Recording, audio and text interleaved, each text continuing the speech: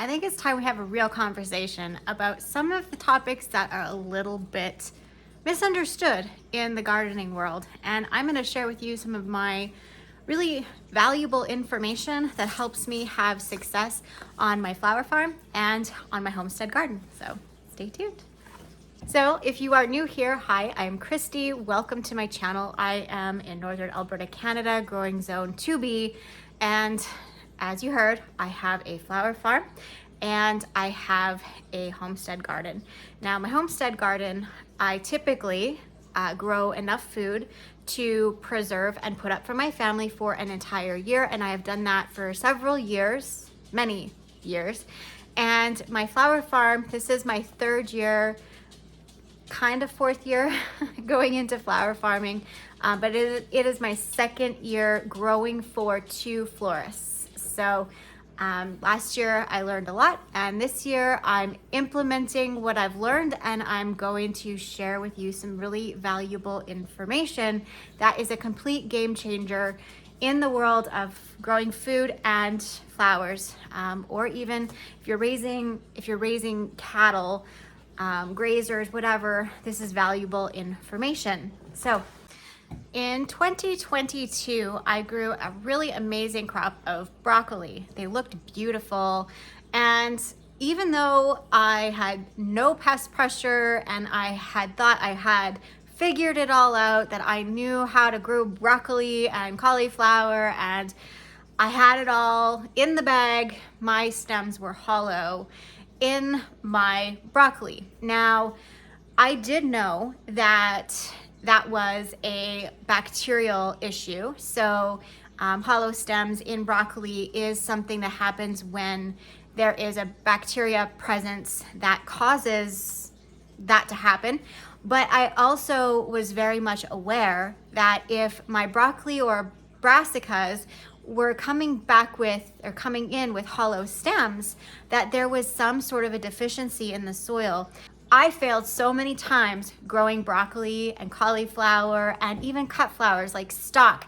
Stock is one of the most important crops that a flower farmer can grow if you're supplying a florist, because they're just in high demand. Same with flowering kale. Flowering kale is something that florists really, really want in their lineup. As you know, when they're ordering, as soon as they see that, they want that in their buckets, they want that delivered. So when your biggest conflict in your climate is growing things like brassicas, because of the pest pressure and because of the disease like hollow stem, we end up having, it's a problem. How do you become successful if you're always at combat with nature? So knowledge and failure were what led me to some real answers that actually helped me greatly. And I found great benefit in it. And if you followed me last year, you'd seen I had a beautiful brassica crop. I had beautiful cut flowers of stock. They were one of my top sellers for my top profitable flowers that I grew here. Brassica family really did really well with me once I started to kind of understand what it was that I needed to do. Now, it doesn't just limit itself to brassicas. The information I want to share with you today, it is all gardening. Everything, whether it is gardening for hobby, gardening for high production, even growing like for food for grazers, like if you're doing pasture land and you're grazing out beef cattle, these are really important. This is important information that maybe you can consider looking into and gaining some knowledge about that could help you tremendously. And it doesn't cost you anything. Just willing to observe, learn, and implement it, it doesn't have to cost you very much. So let's just talk about it. So in the previous years, most of my crops, like I had some serious issues with pest pressure. Grasshoppers, asters yellows, tarnished plant bugs was last year. Those things. Just things they were deficient in minerals, and my soil testing, I had the minerals in my soil. I was lacking boron. I needed boron and I needed calcium in my soil. Those were the two things that were deficient, and those were the two things that were very most important. So I got onto the goat trail of learning that I was boron deficient because when I cut my brassica stems, the stems were hollow. Now, that typically means that there is a high nitrogen, low boron content in that plant, and that allows for bacteria infestations to kind of take over and take out your crop. I learned that the hard way. And, once that starts to happen, that means that the sugar content is lower. That means that more disease is present. That means that more things like nitrates are present in a plant, which is what insects are looking for. They want that sick plant. They want those high nitrates. And so that's where it begins to, go backwards. So what I learned is that I needed to work on, instead of applying chemicals or more fertilizers, I needed to work on amending my soil properly. Now, my soil needed boron. And why is boron important when it comes to flower farming or when it comes to growing a garden? Boron is a very, very important mineral for you, because for your plants. A boron deficient plant is one that doesn't have the sugars able to go in all the places that it's needed. So if the plant needs to have its sugars that are in its roots or in its leaves transported down into its root systems, it's not going to be able to transport that properly if there's a boron deficiency, because boron is responsible for kind of opening those doorways, opening the gateways so that sugars can be transported. And the mineral that's responsible for transporting it is calcium. So calcium and boron are the two most important minerals that we can have in our soil when it comes to plant health and combating pest pressure and disease. Because if you don't have boron and calcium, the plant can't actually feed itself, and it's locked up, right? It's locked up. The calcium transports the minerals and the boron lets it through. So those were really big issues because my plants were dying from they had deficiencies. I was applying fertilizers, I was applying foliar feeding, nothing was working. And it's because they didn't have those main ingredients, those main building blocks in the soil. So I started to work on adding boron into my soil and adding calcium. I use bone meal, and it's a slow release bone meal or calcium. Also, I use eggshells, and I started to implement that heavily into my soil and amend it. I also wanted to make sure I had a lot of humic acid, which was also converting into fulvic acid, and I wanted to make sure that that was heavy in my soil as well. So I switched to using stuff like worm castings, and I used manure from my chickens that they had composted and turned. I, really begun to going less heavy on that hot nitrogen fertilizers and feed, and even the organic matter from my chickens is quite high nitrogen. Adding more mass, basically.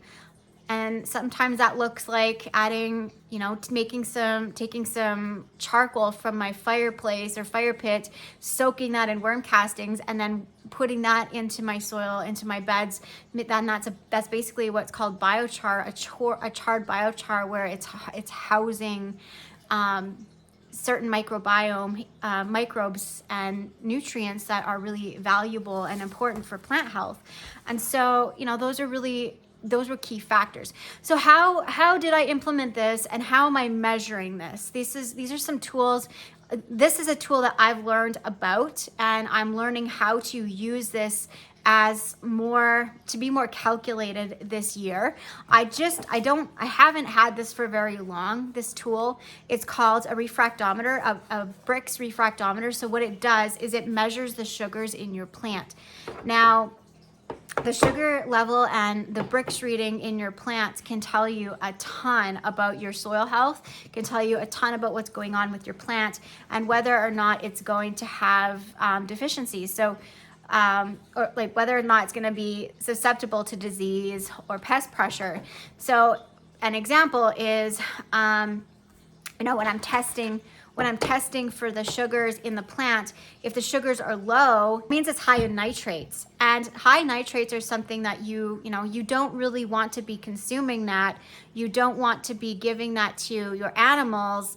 And you don't want to have a flour that is really, really high in nitrates and low in in the sugars and all the mineral deficiencies. You want one that has lots of sap, because it has a prolonged shelf life, which is the goal. You want, for me as a flower farmer, I don't want to have a flower that is going, like an annual flower that is going to have a low Brix rating, because that means that flower is going to have a very low shelf life. I want to be able to preserve that as long as I can, which can be kind of contradicting. There's different things that this tool can help, to help identify certain issues without having an expensive soil sample done.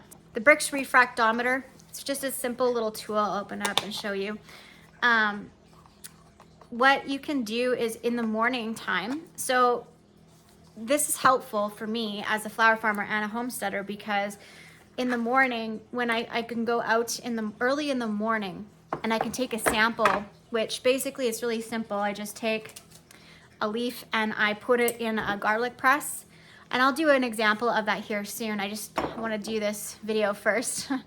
But I take a sample by crushing the leaves in this onto this piece here, and then I look through it and it'll show me how much sugar content is in this. And in the morning, if this has a high Brix reading early in the morning, on the leaf structure itself, on the end of the leaves, there shouldn't be a lot of sugar content in the leaves when it is not sunny or early in the day. And if there is a lot of sugar in the tips of the leaf early in the day, then that means that there is a boron deficiency during the not peak hours, not when it's not really sunny, when the chlorophyll is not as, active, that function is not really active as it would be in midday. There should not be as much sugars in the tips of the leaves or the top of the plant as there would be midday. So that's one really helpful tool to have this to help you identify, okay, what is going on? Is my plant functioning? Is my plant functioning and able to utilize what it has in the soil to function and do what it's meant to do and photosynthesize. So that's really important. One of the things though that I did learn about is that when it comes, because I'm a flower farmer, I have annuals and perennials. And so one of the things about this thing is that it's not going to have the same Brix reading for something that's an annual or a perennial. So an annual in the end, like when an annual is flowering, an annual will have more like a higher sugar content in the midday when you take your reading. It will have a peak because it's wanting to put that energy into reproducing seed. When you're testing a perennial, for example, and the perennial is flowering and at the end of its cycle, it's not putting that energy into the bloom. It's putting that energy into probably more so the roots or the bulb of that plant. So it's going to have a lower reading if you're taking a sample from the leaf structure of the plant. So that was something that I had to learn about as well. And that was very helpful for me to know. If there's sugar in a perennial at the end of their cycle, if there's a lot of sugars in the top of that plant or when it's flowering up in the leaf structure, it makes me concerned because if it's a perennial, because hey, why is this plant not putting that energy into reestablishing itself for next year? Is there some sort of a deficiency? Is there a boron deficiency going on here that is preventing my perennial from perennializing, right? That's such valuable information. This little thing, I tell you. So other things that are important is if you have low humic acid or like a humic content, like compost, if you don't have a lot of organic matter in your soil, it's going to have a low reading. The sugars are going to be lower in the plant. You're going to have, if you have lots of microbial activity in your soil, if your soil is really microbial and not balanced with fungal and aggregate, you're going to have a low reading as well. So those are things that, you know, if you have a low reading when you should have a high reading, so in the mid-afternoon, if you take a sample on a sunny day and there's no storm system coming in the next 3 days, if it's going to be nice, because the air pressures can change the actual readings of your plants, because your plants know intuitively, they know that there's a storm coming. They can tell by the air pressures. They can drop their sugars down lower into the plant and store it. So that was something that was very helpful for me to know too, because, you know, air pressure can really mess up a reading, and you might think that there's a deficiency, that there might be something wrong with your plant, but it's not. Barometric pressure is one that really does mess with the readings sometimes. Nitrates in plants. Now, I know a lot of you have been following me along because I've been watering my plants with like nitrates out of my aquarium. So I have nitrates, nitrites, and ammonia when I take my aquarium water out, and I've been using that as a supplement to feeding. Like, I'm not fertilizing my plants. I'm trying to utilize kind of simulating pond water that is aerated, and that's what I've been doing. And so I haven't actually tested this lettuce yet, and I'm going to. If you have a tarnished plant bug outbreak, my question to you would be what I had to ask myself last year. Why? What are you doing wrong? What am I doing wrong? I had to ask myself that, and it was hard. It was hard to say, what am I doing wrong? Why are these plants wiping out why are these pests wiping out my crop? What can I do better? And, you know, I hauled in like 8 truckloads of compost, well composted cow manure into my garden space. And they were still, you know, I had lots of humic, I had lots of fulvic, I had lots of boron, I had lots of calcium, I had all kinds of things in the soil. And, you know, it wasn't functioning properly. And so I did learn the hard way that I didn't have the appropriate boron. It was deficient, and I didn't have boron and calcium, and phosphorus was another one that I needed to kind of change the ratio a little bit. So it was the reason my plants were getting taken out by tarnished plant bugs and grasshoppers is because they had a very low Brix reading. And the reason for that low Brix reading was because they didn't have boron in them. Or they didn't have boron available to them to be able to allow the calcium that they did have to move the minerals and sugars and the nutrients through the plants. And the boron was not available to the plant to be able to allow that to pass through into the different structures of the plant that were utilizing it. Don't mind Molly, she's playing with her ball right now, if you hear the squeaky squeak thing. So that was really important lessons, and you know, I hope that kind of gives you something to think about if you've struggled with pest pressure, and some things, some tools, a tool to have in your toolbox if you're wanting to, you know, change the game a bit. So I want to take a sample of this, and we'll see what it does here. So I'll just spin this around for 1 second.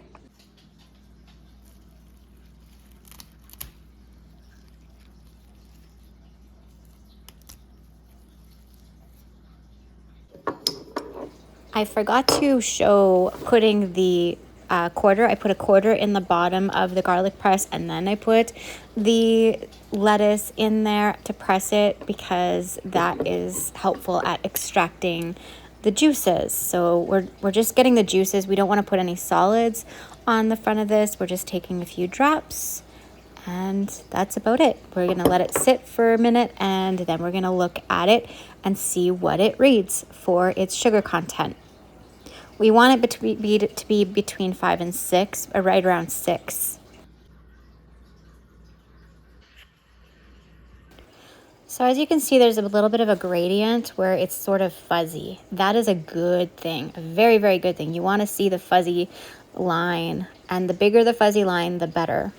This is reading just slightly above 5.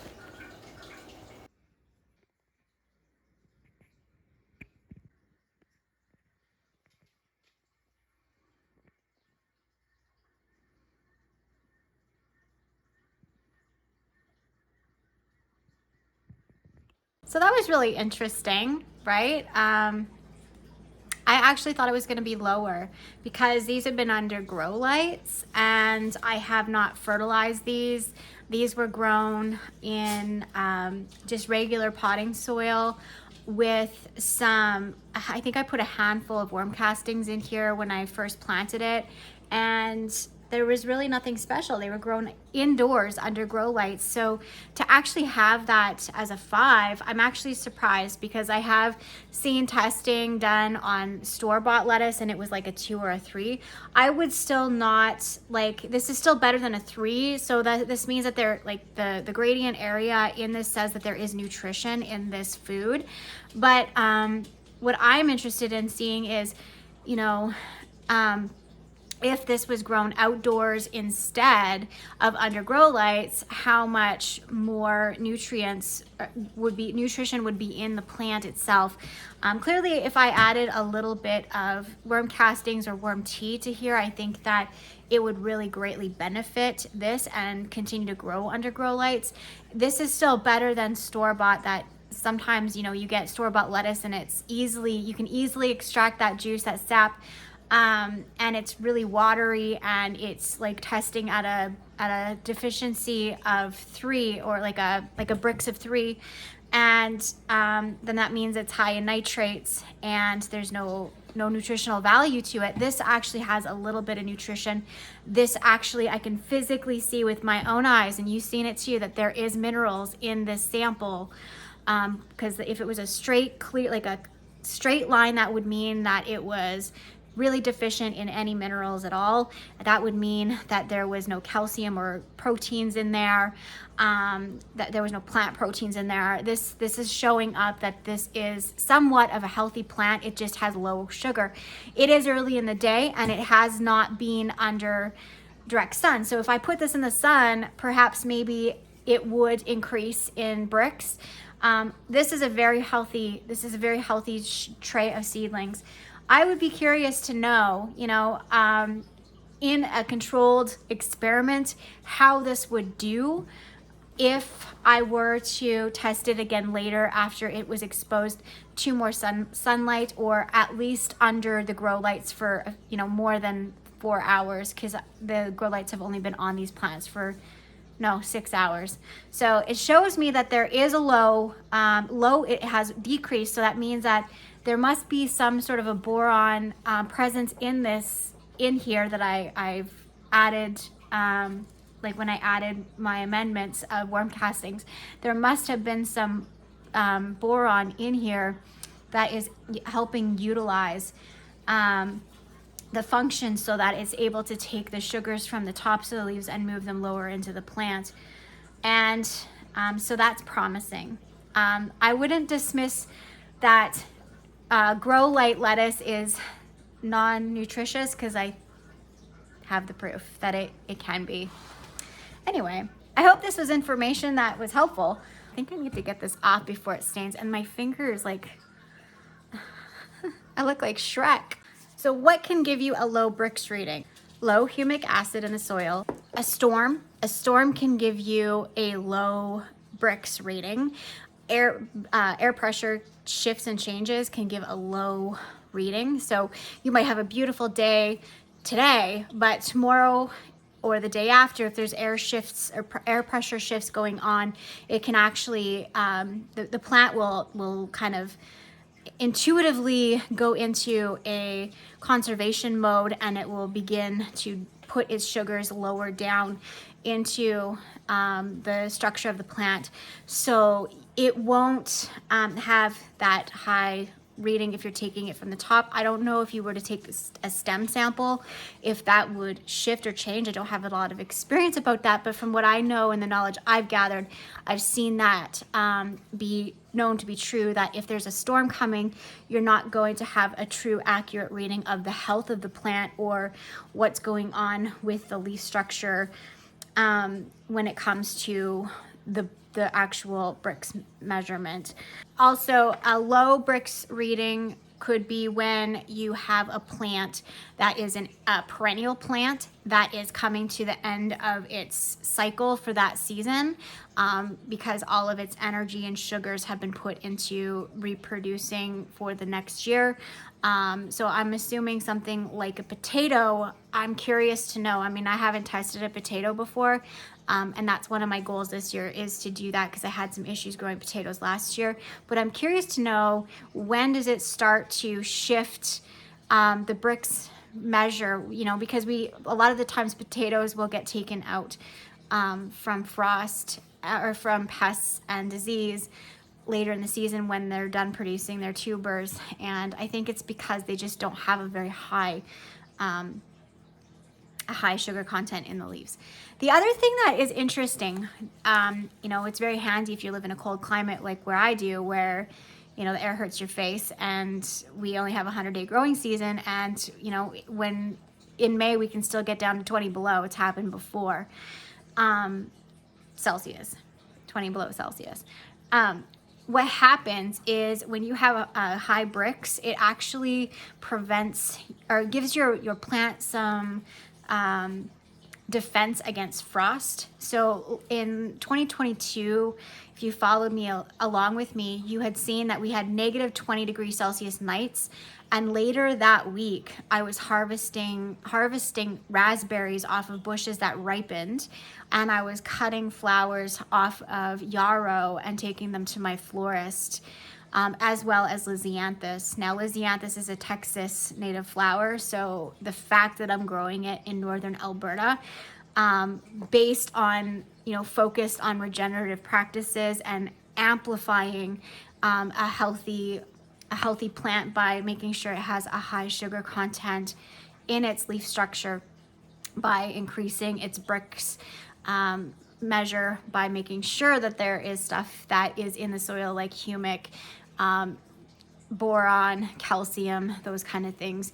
It allowed those plants to survive even colder temperatures than what is normal for them to, or they've been known for as a cold hardy annual. So it's a game changer when you actually get into the science of growing food and growing crops. You actually change everything, because not only are you creating more sustainability for yourself, you're creating more productivity, you're creating you're impacting in a positive way the carbon cycle, you're creating more biomass in the soil, you're doing so many positive things. Knowledge is really, really important, and I hope that this does inspire you to learn more about your plant's natural health system and how to actually use that as a benefit for you and whatever you're growing for. Hobby, farm, whatever it is. Pigs, doesn't matter. It all works the same, and it all has the same principles. Now, the only reason I would test in the morning, early in the morning, would be to see if I was boron deficient. And that's why I do test, is to see if I'm boron deficient. Because if I'm boron deficient, that would mean that my plant should have a very high Brix reading. If I'm not boron deficient, it should have a very, not very low, but it should have a much lower reading than it would in the afternoon. If it's kind of even keel, I would be concerned, because that means that the nutrients are not getting down into the plant, lower in the plant, where, you know, when you're taking your sample, there shouldn't be such high sugars. That means that the plant is not able to utilize that glucose adequately, because the boron is not there to help transport them sugars in harmony with minerals like calcium. The boron is locking it from being able to enter through and pass through to all of the different areas of the plant to be utilized. So that's what knowledge I have about this. And I'm learning too. Regenerative agriculture and practices are something that are very, very new in my community. I'm pretty sure everyone thinks I'm a witch. But hey, you know what?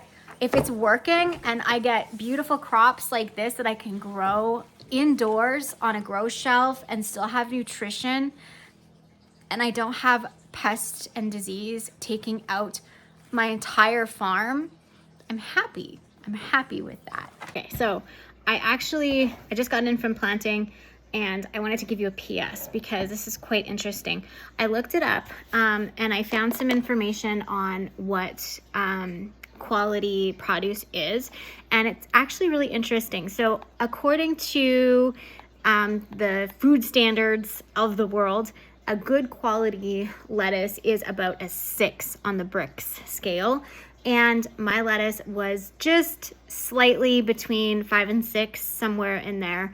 And like I said, my lettuce was under grow lights for not very long, so it didn't have a lot of light exposure because it was still morning when I did the test. So it goes to show that my lettuce is still pretty good. It wasn't early enough to say that they're boron deficient, but it was late enough in the day to say, hey, there's some quality here and nutrition. So I'm really happy with my results of my grow light shelf grown lettuce in potting mix and worm castings. So I would say it's a win. If you're interested, I did get this on Amazon. I don't have an affiliate link, but it's just a cheap one. It's a game changer. I hope this inspires you. We'll see you next time. Bye for now.